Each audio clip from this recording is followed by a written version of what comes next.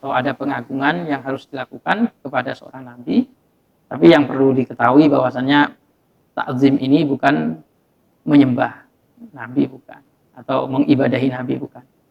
Tetapi ta'zim ini hanya di dalam rangka penghormatan saja, atau akhlak atau adab saja.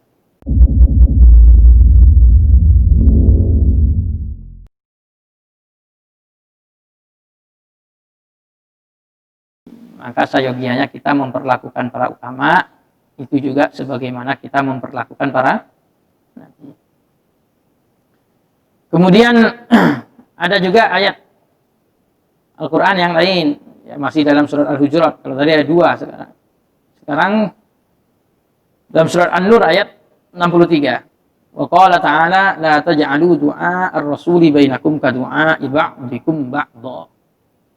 Allah juga mengingatkan, janganlah kalian menjadikan panggilan atau seruan di antara kalian, panggilan kepada Rasul di antara kalian itu seperti panggilan kalian kepada sebagian yang lain.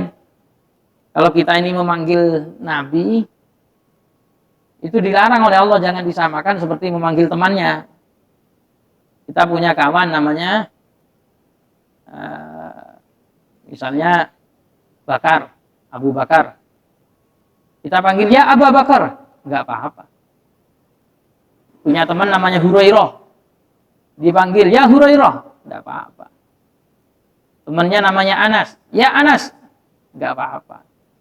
Tapi sama Allah diingetin, kalau sama Nabi jangan begitu. Sama Nabi Muhammad jangan bilang ya Muhammad, ya jangan. Karena menyebut nama langsung kepada Nabi Muhammad itu berarti sama seperti memanggil teman kita sendiri. Sementara di Al-Quran dilarang kita memanggil Nabi, memanggil Rasul sebagaimana kita memanggil teman kita. Itu nggak boleh. Makanya kita yang mau baca hadis-hadis itu penjelasannya mesti apa? Yang kita pahami, para sahabat memanggil ya Rasulullah, ya Nabi Allah. Jangankan para sahabat, istri-istri Rasulullah sendiri itu kalau memanggil ya sama, ya Nabi Allah, ya Rasulullah. Ini menunjukkan bahwasannya di sana ada akhlak, ada adab atau ada pengagungan yang harus dilakukan kepada seorang nabi. Tapi yang perlu diketahui bahwasannya ta'zim ini bukan menyembah nabi, bukan, atau mengibadahi nabi, bukan. Tetapi ta'zim ini hanya di dalam rangka penghormatan saja, atau akhlak atau adab saja. Nah, orang-orang yang salah paham atau salah pengertian dalam masalah ini ya banyak keliru itu tadi. Akhirnya dia tidak bisa membedakan antara ta'zim yang antara akhlak dan ibadah, sehingga gegabah biasanya. Kemudian kalau ada orang menghormati orang lain, mengagungkan orang lain, tahu-tahu sudah dianggap sebagai musyrik, kafir, hanya masalah penghormatan pada.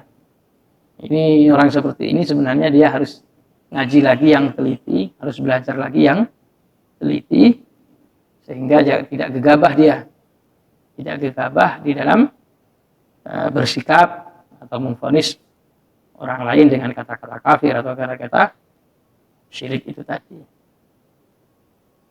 Wa nahyun an taqaddum baina yadayi bil qawli wa su'il adab bi sabqihi bil kalam. Qala Sahal bin Abdillah la taqulu qabla an yaqul. Ay la tatakallamu qablahu. Menurut Sahal bin Abdillah yang dimaksud di sini, janganlah kalian berkata sesuatu sebelum Nabi berkata. Oh, itu kalau kita di dunia pesantren biasa itu, kalau kumpul sama kiai, santri enggak berani ngomong, nunggu kiainya dulu berbicara. Ya, sahabat juga dilarang, orang yang beriman dilarang mendahului Nabi di dalam berbicara. Begitu juga oleh Allah Subhanahu wa taala dilarang kemudian memanggil Nabi dengan namanya. Allah juga melarang mengeraskan suara di hadapan Rasulullah. Wal jahru lahu bil qawli kama yajharu ba'dhum li ba'd. Wa yarfa' sautah, itu juga enggak boleh. Wakila kama yunadi ba'dhum ba'dhan bismihi qala Abu Muhammad Makki.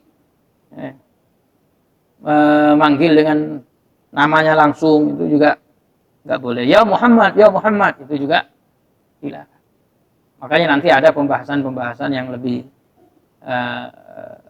lebih detail lagi ya. Biasanya ini juga sering diperbincangkan di dalam pembahasan membaca sholawat kepada Nabi, itu juga banyak perbincangan hal-hal seperti ini yang sebenarnya orang kalau sudah paham dengan sebuah penghormatan itu tidak menjadi masalah ya. Misalnya menyebut Nabi kita Muhammad dengan kata Sayyidina, tidak berani menyebut nama Muhammad langsung, tapi pakai Sayyidina, pakai Habibina, pakai Syafi'ina. Itu jangan dipahami berarti loh kok menyamakan Allah dengan Nabi. Tidak. Atau bukankah Nabi tidak mengajarkan begitu? Tidak, tetapi ini adalah sebuah penghormatan.